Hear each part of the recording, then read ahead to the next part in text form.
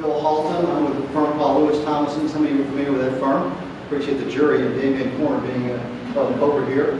I have practiced law now. This is my 40th year, so I'm way too old to be practicing law. But I'm turning all this over to these bright young lawyers over here.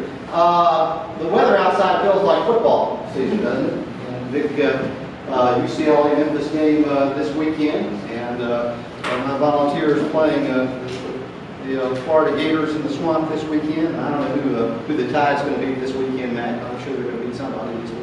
And whose Roads play this weekend? Yeah. Okay. Anyway, so it's football. But tonight, a few blocks from here, of course, the Redbirds are playing for the Pacific. First of all, somebody's got to explain to me why the Memphis Redbirds are in the Pacific Coast League.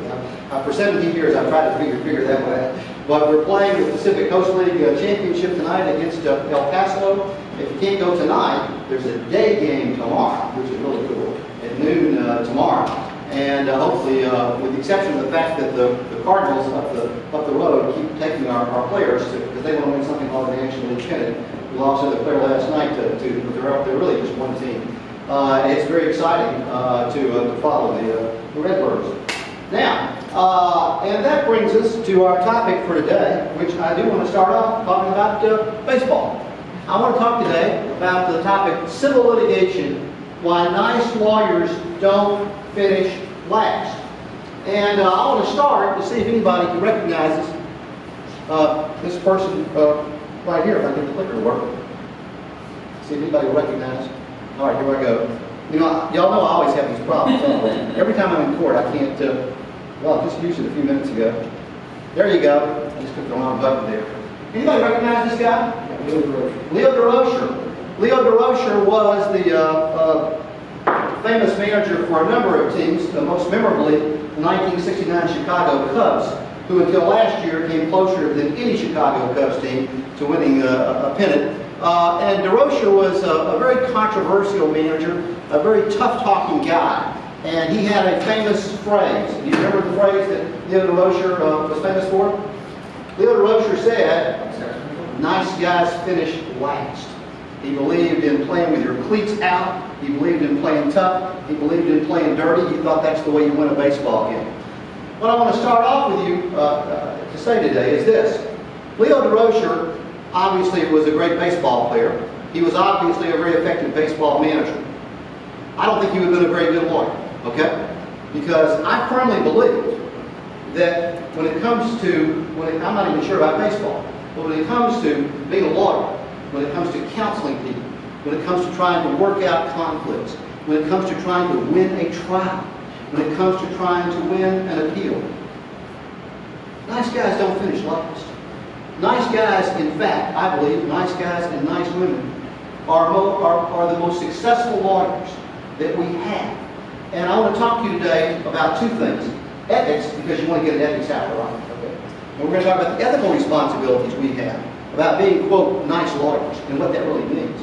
But number two, I'm going to give you some very practical advice about it too. About why nice lawyers do not finish last. Why nice lawyers are the most effective lawyers, whether it's inside a courtroom, whether it's in counseling, whether it's in a deposition. And it's something that I think we are losing sight of because I want to begin with this observation. We are actually now, let's be frank about it, we're a very uncivil nation. Civility seems to be going the way of the dinosaur. Last fall's presidential election was really one of the most uncivil campaigns ever. Obviously, the man who won the election, President Trump, ran a 2-year campaign of insults and invectives, perfected this tweeting art in politics very effectively. I'm not criticizing him about that at all. You know, FDR had his fireside chats. John F. Kennedy was the first one to really utilize the presidency through television. And social media is something I'm foreign to, but nevertheless, he's used it as an effective communications device. Query whether or not the style he uses is civil. Obviously, it's not. Secretary Clinton herself made a very unfortunate statement early on in her campaign. She referred to some millions of her opponents as a what was the phrase she used? Basket of deplorables, which was interesting because many of those deplorables had actually voted for her husband for President of the United States in 1992 and in 1996. It was a very uncivil campaign. And it actually was reflective, though. It's not that our leaders have caused us to be uncivil. It reflected the culture of our times. It reflected the fact that we live in very uncivil times. Yesterday, the Apple company introduced, and I do not have one yet, since it costs $1,000, I don't intend to get one, but they introduced the iPhone 10. The iPhone 10 that will actually recognize your face and see me and say, hello, Bill, and let me come into the system by just recognizing my face. And if somebody like Jimmy steals my phone and tries to use it, they will look at Jimmy's face and say, wait a minute, you're not Bill Haltom. Bill Haltom has old gray hair, and you're not Bill Haltom, and you can't use it. This device, which only came out in Steve Jobs presented 10 years ago, in 2007, 300 million Americans now have this, and it's incredible. We're all addicted to it. We use it all the time. You know, when I go to the Orchid to a play, it bugs me to see people during the play looking at this. When I go to church, I see people using this. To my knowledge, God does not have an iPhone, and I'm not sure that's the best way you communicate. But nevertheless, we're all addicted to this, and through social media, there is more incivility today. I'm not blaming that totally on social media, but there is cyberbullying, an entire incivility of a nation where it's easier to tweet out bad messages or send out bad messages than to send out positive messages. There's a kind of aggression's law of incivility. The shorter the message, you know, it's easier to send out a short, mean message than it is to send out a positive, uplifting, a thoughtful kind of message. So we live in very, very uncivil times. And I want to start with this question. What does civility even mean at the beginning? What does it mean to us? Not just as lawyers. We're going to talk about lawyers in just a second. But as people, what does civility mean? Anybody want to give a definition of civility? Treating others with respect. Treating others with respect. Okay. I think that's a great definition. Being open-minded about other points of view, even when you disagree with people, disagree without being disagreeable. Okay. But you see, I think we as lawyers recognize that because we live in a contentious world in which we're used to having other points of view. You know, I've said before, if you're a surgeon, and my firm represents a lot of nice, innocent surgeons, you know, but if you're a surgeon and you go do surgery, you don't have an opposing surgeon in there in your hand who's trying to do the surgery. Whereas if you try a lawsuit, you have someone who's trying to thwart you in your surgery that you're doing in court. So it's a contentious arena. And yet, I think most lawyers recognize, most good lawyers recognize, that even though it's contentious, that the best lawyers are those that know how to work in that contentious arena in a civil fashion. But that, I submit to you, is not the cultural view. I submit to you that increasingly the cultural view is that civility is weakness. If you're a civil person, you're pushing around, right? You're pushing around. You don't really stand up for what you believe in. You don't stand up strong. If somebody is somebody in politics is regarded as civil, even though polls show Americans want our politicians to be civil, if somebody gets up and says, "Listen, I understand I'm a Republican, but I understand their point of view," you're immediately criticized as you're very weak. You're not strong. So the perception is that civility is not something that is strength, but it's something that is weakness, and that's why we lawyers are very important to the whole process as leaders in this entire process. You see, we have an uncivil nation, but increasingly, we are now part of a growing uncivil profession. Anybody recognize this actor? Al Pacino. Al Pacino, of course, famous winning the Oscar for The Godfather. This is from a movie about 20 years ago called Justice for All. It's a courtroom scene in which the judge says, "You're out of order," and Al Pacino responds, "I'm out of order, you're out of order. The whole system is out of order. Everyone hears it." And of course they take him into custody. And this is a projection of a really strong, great lawyer. I'm not sure I would try that technique in any courtroom like that. But increasingly, let's be honest about it. We go to the courthouse and we see lawyers snarling at each other. We see lawyers making ethical contentions against each other in a courtroom, even though that's not even the appropriate forum for it, over discovery disputes. Over all sorts of disputes. You know, there was a judge here many years ago, Chancellor Allison Broaddus, who actually I witnessed several times. If a lawyer in this courtroom made a comment that my adversary is being unethical or is violating some ethical rule, Chancellor House would stop the proceeding and say, okay, if you're really saying that, we're going to stop this proceeding and go back in my chambers and call the board of professional responsibility. Because that's not the issue for us to take up in this courtroom. We have to stop this and deal with that issue in another forum. But increasingly, I see lawyers who use ethical charges for a strategic advantage. And it's something that I hear, interestingly enough, I hear talk about this a lot, about this lack of civility of lawyers. I hear it from jurors, okay? I'm going to get to that in a moment about how really good trial lawyers practice civility in front of jurors. But when the process is over, in most cases, when trials are over, we get the opportunity, for the most part, usually not in federal court, but in state courts, we get the opportunity to talk to the jurors if they're willing to talk to us. And it is amazing how many times I have jurors tell me, they really didn't like the lawyer they saw. Unfortunately, they haven't told me that very much. I did have a case a few years ago where I was pretty much blessed out by a juror for my performance in the courtroom, and I learned a lot from it. But I hear jurors all the time say, that guy was a jerk. That guy was a real jerk. Or, I didn't like that part. I didn't like that. You see, most people that serve on juries, let's be honest, they don't want to serve, okay? I mean, I get phone calls all the time where people say, I got someone for jury duty, Bill, these friends of mine, but tell me what I need to do to get out. And I always say, I'm not going to tell you what you need to do to get out. Unless you have a small business or some unique situation, I'm going to encourage you to go down there and serve. We need you to serve. But even though jurors are reluctant to serve, when they serve, they always have a great respect for the process. Almost invariably, when it's over, jurors talk about how they enjoy the process and they respect the process.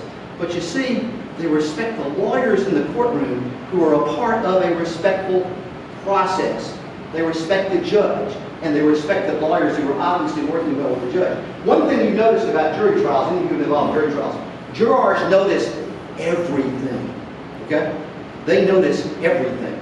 They don't just look at you and your client when you are standing up and talking to the juror, or when you have a client on the stand. They watch everything. They watch how you react. They watch how you interact with the opposing counsel.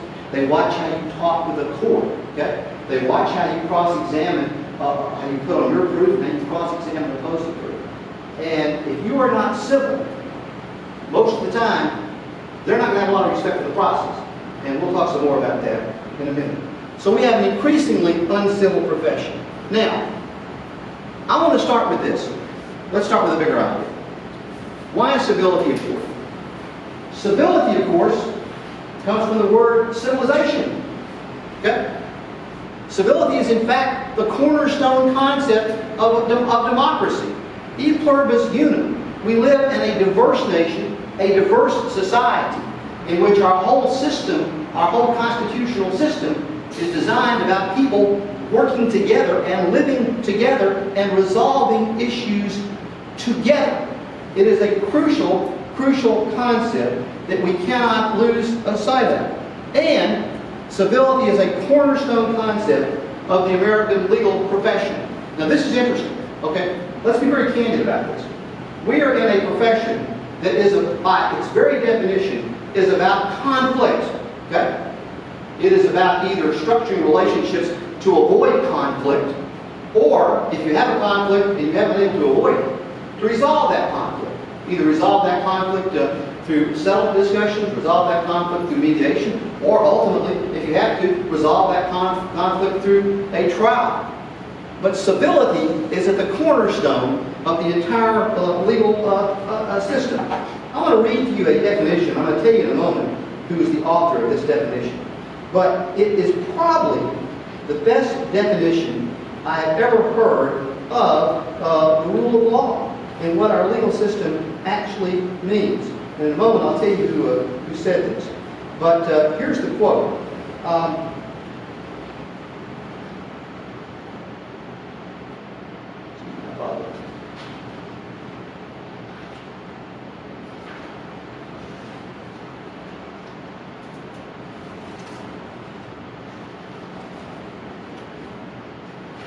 The rule of law is an interesting phrase. I don't think it's ever really been defined with exactitude. But to me, the law is the lattice work. I want to repeat that. The law is the lattice work that civilization uses for ordering people's relationships with each other and to govern their conduct. That is the law. The law is not just statutes. The law is not precedents. It's not even just Supreme Court decisions or any other court's decision. The law is an accumulation of the determination of mankind to find ways for us to get along, to respect each other, to have a decent respect for different points of view, and to translate disagreement into some sort of resolution. That is what the law is, and without the law, we would not have civilization. It is the lattice work of our society. It is the lattice work of our society. And sometimes those conflicts, those ability to resolve that conflict, involves very contentious moments. Contentious moments when you have a trial. Contentious moments when you have a motion hearing in front of a judge. Contentious moments when you're actually dealing with your adversary on this. But civility, the ability to respect other points of view, and it doesn't mean to be weak. Some of the best lawyers I know, the lawyers who have been my mentors in my career, are lawyers who are very strong advocates. And yet, they're most effective when they use a style that is civil and respectful. And to that extent, the lattice work of our society and our legal system, civility, is a cornerstone of that. Chief Justice Warren Burger, great statement. Someone must teach the good manners, disciplined behavior, and civility by whatever name are the lubricants that prevent lawsuits from turning into combat. More than that, civility is really the very glue that keeps an organized society from flying to pieces. If you're a layperson and you read, say, a Grisham novel, by the way, I just finished Camino Island, which was great fun. No lawyer in the book, but it's great fun. And I love Grisham's lawyer books too. I knew when he was practicing law down in South Haven. You read these kind of books, or you see these movies, you see Al Pacino screaming out, the whole system is out of order, etc. You may get the impression that the best lawyers are gunslingers, you know? Just absolute gunslingers. Do anything to win a case. Yet, good manners, disciplined behavior, and civility essentially are what prevents lawsuits from turning into combat. I'm going to get in a moment about why I think that civil lawyers are the most effective and really the most effective kind of advocates. Because again, the popular perception is if you're civil, you're weak. Believe me, as I'm going to talk to you in a moment, we're going to do something called strategic civility. And strategic civility is something that really good lawyers know how to utilize. Let's talk about a couple of role models. Everybody recognize this guy? Atticus Finch. I'll tell you how much I love Atticus Finch. I have a beagle named Atticus. Actually, I have two beagles. The other thing was Scout. I had a cat named Boo, who was called Home. This, of course, is Gregory Peck as Atticus Finch in the wonderful 1962 motion picture To Kill a Mockingbird. I saw this picture when I was 10 years old, and actually, I knew no lawyers. The first two lawyers I met in my life were Perry Mason on TV, and then Atticus Finch. When I was in the 11th grade in Mrs. Salyer's English class at Fraser High School, she assigned us to read To Kill a Mockingbird. And I started reading and said, "Oh, I've seen the movie," which did not impress Mrs. Salyer in any way, but it did make me get through the book. Let me tell you something about Atticus Finch. Atticus Finch, a few years ago, the American Film Institute did a survey there, and they said, who is the most heroic movie figure of all time? Atticus Finch won this. Gregory Peck as Atticus Finch won this overwhelmingly. This man, Harper Lee's book, this man's performance in the movie, inspired hundreds of thousands of lawyers in America to go to law school. Now, here's the interesting part about this. Ready for this? This man lost the biggest case of his entire career. He lost it. He lost it. And yet, we do not regard this man as a loser. It was an injustice what happened. But his words were inspirational. My all-time favorite scene, and not once a year, I'll pull the DVD out and I'll watch this. But my all-time favorite scene is when he is walking out of the courtroom after he has lost a jury trial, after he's lost it. And the African American population of Macon is sitting in the gallery, and his children, Jim and Scout, are sitting with Reverend Sykes. And as Atticus is walking out of the courtroom, the African American citizens make him spontaneously stand in his honor. And Jim and Scout were about half asleep. They're nudged by Reverend Sykes, and he says to Scout, Miss Jean Louise, stand up. Your father is passing. That's a goosebump moment for me, okay? That is a great moment. That's a moment when you go, that's the kind of lawyer that we ought to be. That's what we're inspired to do. Now, was he weak? Was he weak? No. This man stood up. He got spit in the face. He stood up. He chased a lynch mob away from his office that night by sheer moral courage, by standing up to them. That's what he did. He was the personification of civility, and yet he lost the biggest trial of his career. That mean he was not an effective lawyer? No. He was an incredibly effective lawyer who was in a fight that unfortunately he could not win in that particular situation. Now let me give you a real life role model. This is the late Tennessee Senator Howard Baker, somebody who I actually commercial. I wrote a book about this guy. Great lawyer. Very few people remember him. People, of course, most of the crowd here today is too young to remember this man. But if you read about him in history, remember the famous Watergate hearings in 1973. He asked the question, what did the president know and when did he know? That's the famous moment, you know, in those hearings. But what people don't remember, a lot of people don't know, is that for 17 years prior to going into politics, this man was a trial lawyer. He was a trial lawyer in the mountains of East Tennessee. And he tried, ready for this, 63 capital cases. 63 capital cases. And I have to raise this question. Do you think he could win a political office in Tennessee today with a record of defending people in capital cases? That would certainly be used against him. But he was regarded as one of the most effective trial lawyers. And there are many great stories I love to share about him. One of my favorites was he was in a trial one time where he was clearly getting beaten pretty badly. And he during the lunch hour, he in Huntsville, Tennessee, a little town where he practiced with his father, he came back to the office with his father and his client. His father said, Howard, how's it going? And Howard didn't want to answer the question, so he did what we lawyers often do. He turned to his client and said, how do you think it's going? And his client said, they're telling lies about me, and they're proving most of them. We've been there before. Howard Baker was, the title of this book comes from something he said, which I think may be the single best definition of civility I've ever heard in my life. In 2005, I was the MC of a program, Tennessee Bar Association. And Senator Baker was on the program. And we began to talk about the rule of law and what we lawyers do. And he said something I'll never forget. He said, I've lived my entire life in contentious arenas. For 17 years, I was a trial lawyer. Then I went into politics. And for 18 years, I was in the United States Senate. Then I became President Reagan's chief of staff. Then I went back into law practice. He said, my entire life has been spent in contentious arenas, law and politics, with winners and losers. And yet, I always try to remember something my father used to tell me when I was a boy. He said, Howard, always remember, the other fellow may be right. Now think about that for a second. Baker went on to say, they're not always right. They're often wrong. But you have to approach everyone in these conflict situations with a healthy respect for their point of view.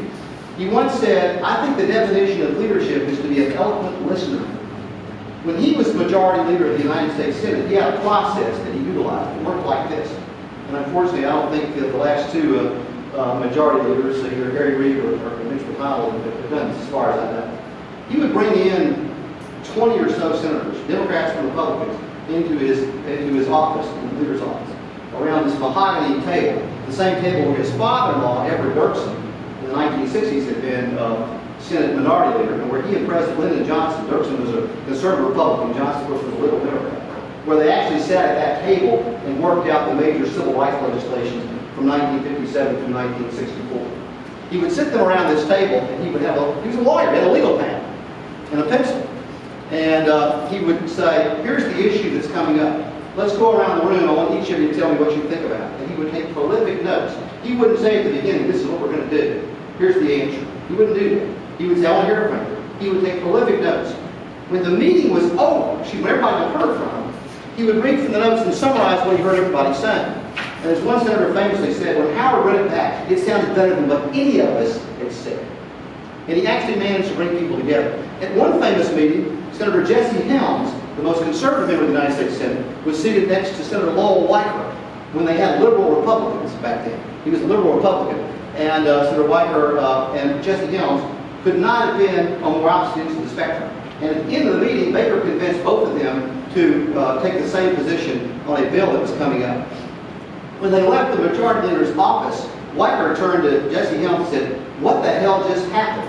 And Helms said, I don't know. You know at least one of us is wrong. But he had that kind of civility, that ability to bring people together. And it started in courtrooms in East Tennessee. During the Army McCarthy hearings, Joseph Welch was, of course, the famous senator famous counsel who confronted Senator McCarthy with the "Have you no shame" moment. What people don't realize was there were two young senators seated behind the council table who were the assistants in that process. One was Robert F. Kennedy, the future Attorney General of the United States, and the other was Howard Baker. Great lawyer, great trial lawyer, who believed in the other fellow may be right. Now, is that really practical? Does it really work to be civil in a profession that by its definition is about fights and about conflicts? Is it possible for nice lawyers to actually prevail? Well, let's start off with this, because you've got to get your ethics together, right? You've got to get your ethics together. I'm going to get the practical stuff in a second. But first of all, let's start with this. Civility is not just something aspirational. Civility is actually an ethical obligation in many respects. I want to encourage all of you, you should have a copy of this. You should have a copy on your credenza. You should have a copy, whatever y'all have these days. All the young lawyers in my office now are all standing up all the time. And they have these big screens, like about the size of these. I used to go to drive-in movie theaters when I was a kid. It was about like that in their office. So you need to get this on here. But this is the Memphis Bar Association Guidelines for Professional Conduct and Courtesy. This was a wonderful document. The Thomas Jefferson of this document was Judge Jerome Turner, who later became a great federal judge, who was president of the Memphis Bar Association. This was something that he wanted to draft. He wanted to. And you read this, and you read about our obligations to each other, what our obligations are in depositions. It's very specific. What our obligations are in conferences, what our obligations are in mediation, and what our obligations are in the courtroom.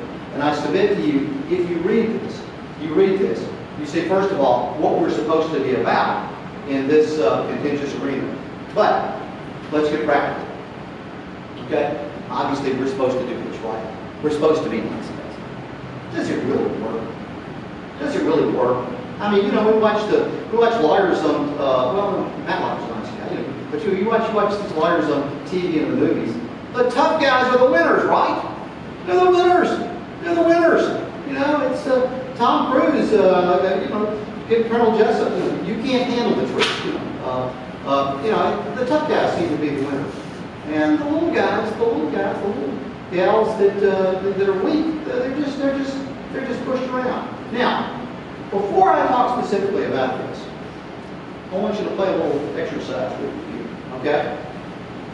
I want you to think about a lawyer you really regard as a mentor. Okay? I'm thinking about mine now. I'm thinking about a lawyer I met 40 years ago who remains to be the gold standard for what a lawyer ought to be. I want you to think about that person. Here's what I want to ask you a question. First of all, were they weak? My mentor wasn't weak. My mentor was clearly spoken, outspoken, felt very strongly about what his client's position was and would say it. Was that mentor uncivil though? No. What made my mentor so incredibly good was the way he was an advocate, was a tough advocate, and he did it in a way that everyone had to respect what he was saying. Now, I'll give you another football analogy. One of my all-time favorite players was Reggie White, the Minister of Defense, University of Tennessee. Actually played for the Memphis Showboats in the old USFL. He was called the Minister of Defense. Why? Because he was an ordained minister. Okay? And this guy was a ferocious defensive player, a great defensive player. And there are these legendary stories about him in the National Football League. When somebody would take a cheap shot at him, okay, he would drive him crazy. He would pull him up off the turf, slap him on the butt and say, "You were an All-American at Clemson. You don't need to do that. You're so good," which would drive him crazy. Now, I want to tell you something. I'm a name of a lawyer. I have great respect for Randy Kennard. Randy Kennard's a fabulous lawyer, okay? And I had one case against Randy Kennard, and I settled. You know what? He was so nice. I knew the jury was going to love this guy. He was so effective. He was strong as he could be, but in depositions, he would make his statements in a way that I would just go, "Man, I wish you'd be ugly to me." Okay? He's just so incredibly effective. Now, he's not my mentor, I was thinking of it. But I think if you think about those mentors, they are lawyers who are very effective. They're not weak, they're civil, and they use civility to their strength. Now, let's get practical about this. Let's start with this. Why do nice lawyers, in my opinion, do not finish last? Well, there's some real practical reasons for this, okay? Number one, judges like nice lawyers, okay? I sleep with a judge. I slept with her for 36 years. She's a retired juvenile court magistrate, Claudia Haltom. She likes me to be nice. Now, in all seriousness, the very first time I made a court appearance, 40 years ago, I was going to the courthouse. It was actually a U.S. District Court for the Northern District of Mississippi. I got to stand in front of the federal judge, Judge Katie, my very first appearance. I later learned that John Thomason sent me down to argue this. He said he knew there was no way we would possibly win the motion, so he thought it would be a good experience for me. It was a good experience for me. But John and I drove down to Oxford that morning, and on the way he said, "This is the first time you'll appear in front of this judge." He said, "In the next few weeks, it'll be the first time you appear in front of other judges." And he said, "I want you to know something." He said, "You are starting today making deposits in the judge's bank of character." He said, "You might have to make withdrawals someday, but you're going to make deposits. Their impression of you, whether you win or lose, this motion today, Judge Katie's impression of you, if you're ever in front of him again, he's going to remember what his impression was of you." And I have found over the years that judges' impressions of us, how we conduct ourselves, determines a lot on how we're going to fare in that particular courtroom. You know the old line, a good lawyer knows the law, a great lawyer knows the judge. Okay? Judges like nice lawyers. And by nice, I mean lawyers who are respectful of the process. It doesn't mean you just agree to anything. They like lawyers who are forceful in their advocacy, but forceful in a very, very effective way. So you start with that process. The judge is ultimately going to make the decision in most cases. Even if it's a jury trial, they're going to decide whether the case goes forward, whether the case gets dismissed. We have to have judges on our side, and judges like lawyers who practice law with civility. Number two, juries like nice lawyers. Now I'll tell you this, as I said earlier today, I have seen this so many times over the years. Okay? Let me tell you where it starts. It starts, I believe, in voir dire. It starts in voir dire. I heard somebody say once that there's a myth about voir dire. There are two myths about voir dire. Some of the judges don't like me saying the first myth. The first myth about voir dire is voir dire means to speak the truth, and it's a process to get everybody to speak the truth. And the lawyers say things like, "We're looking for a fair and impartial jury." The late Irving Younger once said, "Any lawyer who in voir dire is looking for a fair and impartial jury is committing legal malpractice." Now that may be an overstatement of some type, okay? But the idea that we're actually saying in voir dire we're all speaking totally the truth is kind of a misnomer. But the second thing is this. other idea of voir dire is that that's when a lawyer picks a jury, right? When the court and lawyer picks a jury. In fact, the truth is, more often than not, that's when a jury picks a lawyer. Seriously. That's when they decide, right at the beginning of the case, whether you are believable, whether what you're going to say, whether the trial lasts 1 day or 2 more weeks, whether they're going to believe in what you are saying. Your client, they're going to look at your client and listen to your client and listen to all your witnesses from the filter of how they feel about you, okay? So, if you get up and you snarl at your opponent, if you act like you're the toughest thing, meanest hombre ever to come out of law school, okay? Juries are not going to like that. Their first impression is going to be, this person is a real jerk, okay? But if you stand up in voir dire, and the questions you get asked, you begin to reflect a genuine interest in them. You always do the little mini opening statement. I want to tell you a little bit about the case. Now, this is my client, right here, okay? Build that credibility. Be respectful. Be civil. Remember, the juries like the process. They are respectful about the process. Juries like nice lawyers. Now, by nice lawyers, they also like lawyers that stand up for their clients. They like lawyers that speak the truth. But if you're screaming at them, if you're pounding the table, that's not going to be something that juries like at all. Let me tell you something else. And I alluded to this a few minutes ago. And I've seen this many times over the years. I always tell my clients before a trial, I'll tell you something. This jury is going to watch you from the moment, even before they're picked as a juror. When you have the voir dire process and they are brought in and they're seated there or standing there in the courtroom, and the judge says, ladies and gentlemen, we have summoned you today for possible service as a jury. In this case, let me introduce you to the parties. And this is Mr. Haltom. He represents the plaintiff, so-and-so standing. They're going to watch you like a hawk for the rest of the trial. They're going to watch you in the hallways during a break. And your attitude, if it's not professional, if it's not civil, they're going to notice this. And again, I don't want to go too much into specifics. Some of my colleagues and I noticed this story. But the recent trial I was in, the jury, one of the jurors was watching the bench conference. Okay, we're in the bench conference from the judge, and you cannot hear obviously what we're saying, but you could see the attitude on a lawyer's face. Fortunately, it wasn't me. A really snarling attitude, and we later learned appropriately that there was this one juror who got really upset about the way she accurately perceived the lawyer at the bench conference was acting. So again, they're going to notice everything. And jurors like lawyers who are advocates, who are forceful in an appropriate way, but they like nice lawyers. Now, lawyers like nice lawyers, okay? Look, I've always said that a trial is like surgery. I love trying cases. Okay? I love trying cases. I don't even like the term litigator. I like to say I'm a trial lawyer. Litigator reminds me too much of the University of Florida football team for litigators. So I don't like that. But, you know, a trial is like going to surgery. You don't want your doctor, the first time you meet him, to say, guess what, we're going to have surgery. This is going to be great. We're going to cut you open and we're going to do this. No, you don't want that. You want to hear, first of all, that we're going to take this step, this step, this step, conservative steps. This is how we believe we're going to resolve this situation.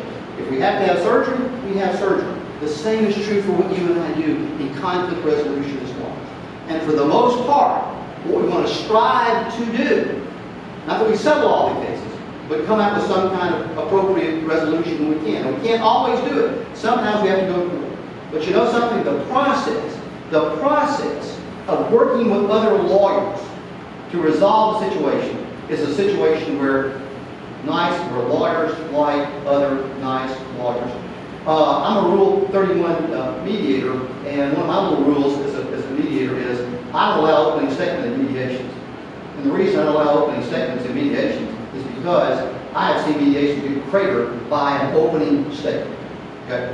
If I'm asked to give an opening statement of mediation, my opening statement is, we're not here today to try this lawsuit. We're here today to see if we can resolve this lawsuit. And with that, but if sign of mediation say they have no case whatsoever, this is ridiculous, blah blah, you're not going to get anywhere in that process. Lawyers like nice lawyers, and nice lawyers get things done. Okay. We lawyers, let's brag on ourselves for a second. We're leaders. We're natural leaders. Okay. If just about every organization you'll find, whether it's your church, your synagogue, your service club, or whatever, people are always asking lawyers to lead the organization. Okay. So they'll tell the lawyer jokes about us. For the final analysis, they want us to lead. They want us to lead because we are the people that are natural leaders. We are the people who get things done. Now, and that's where I think we need to be role models of civility. Okay? Again, I don't think our politicians are generally our leaders. I think they reflect the values they see out there. They may reflect the cultural values. They may reflect what they see on reality TV programs. They may reflect the values of social media. That's what they may reflect, okay? But we lawyers can be the exemplars of civility. And if we are the exemplars of civility in the community, in that situation, we can be the role models, and we can not only help resolve conflicts, we can set the example for how things should get done. I want to close my comments today by talking about these two people. Y'all recognize these two folks, don't you? Who's the one on the left? Scalia. Justice Scalia. Who's the one on the right? Justice Ginsburg. Justice Scalia, who passed away about a year and a half ago, was clearly one of the most conservative voices in history of the United States Supreme Court. Regardless of whether you agree or disagree with him, his influence on the court was absolutely incredible. And those who ever got a chance to he came here and spoke a couple of times, which I was overwhelmed by. Just brilliant and a wonderful, very dry sense of humor, and a great ability to use his intellect and his humor. Just incredible. Then there's Ruth Bader Ginsburg, still on the bench. Conservative? No way. This woman is historically one of those liberal members of the United States Supreme Court. Is this picture a coincidence? Did they just happen to take this picture when they were at a conference together, vehemently disagreeing between the Federalist Society and the American Civil Liberties Union? No. You know why this picture was taken? It's one of many pictures. They were best friends. I'm not meaning they were best friends on the bench. They were best friends in life. Every New Year's Eve, for many years, the Scalias and the Ginsburg rang in the New Year together. Every New Year's Eve. They went on vacations together. They went on safaris together. Justice Ginsburg said, he's my best friend and he's made me a better judge. And Justice Scalia said, she's my best friend and she's made me a better judge. This is, I believe, what our profession should be about. And if there's anybody that thinks that these two people, in their friendship and their civility, were weak in any way, well, you haven't read the opinions of Justice Scalia and Justice Ruth Bader Ginsburg. This is the way the system ought to work. And not only is the way it ought to work, but when we conduct ourselves in this way, we're going to be very, very effective, because nice lawyers do not, I repeat, nice lawyers do not finish last. And with that, we did 1 hour's ethics CLE. This will be a litigator's hour. I'll talk for 45 minutes. We can open it up for discussion and comments.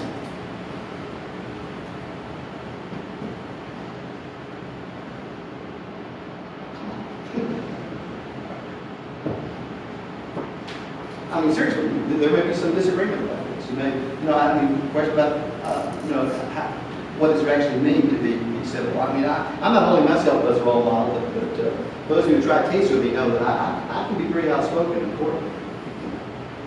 That's not the situation.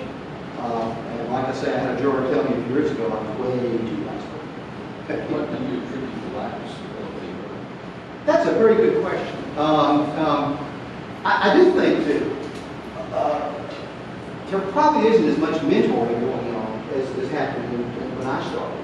You know, when I came to our firm, we had 11 lawyers, and I essentially, every time one of my mentors tried a case, I went down, even if I was not involved in the case, I went down and watched it. We don't encourage that. It was Thomason. Anyway, but seriously, I think mentoring is part of it. I do think too, you know, we have more law schools than ever. We have how many law schools we have in Tennessee? We have more law schools turning out lawyers in a time when, because of all sorts of reasons, there's even less demand. And I just think that there's a lot of lawyers coming out now. Again, I don't want to sound like I'm the old codger, you know, things used to be wonderful, now they're awful. I don't want to do that. But I do think that maybe the role models, maybe the culture is defining role models more than traditional mentoring is.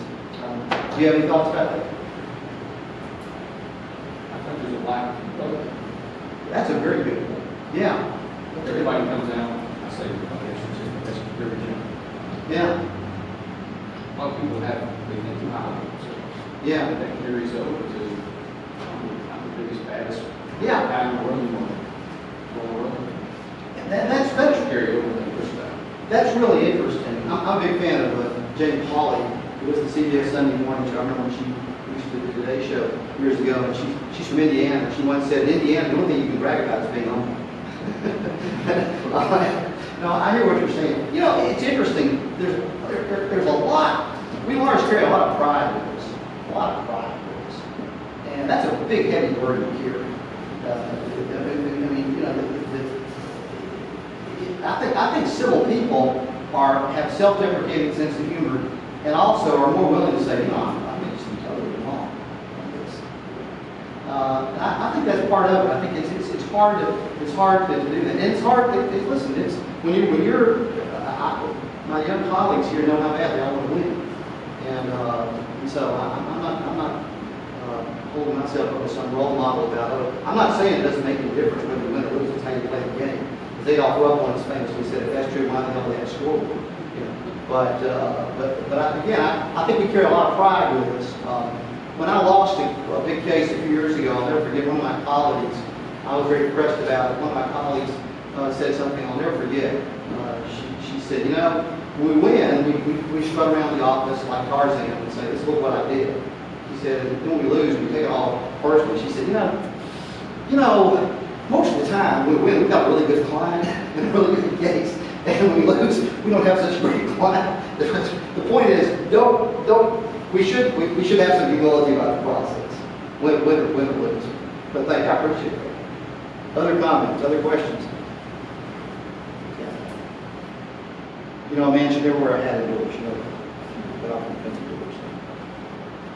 Other comments, other questions?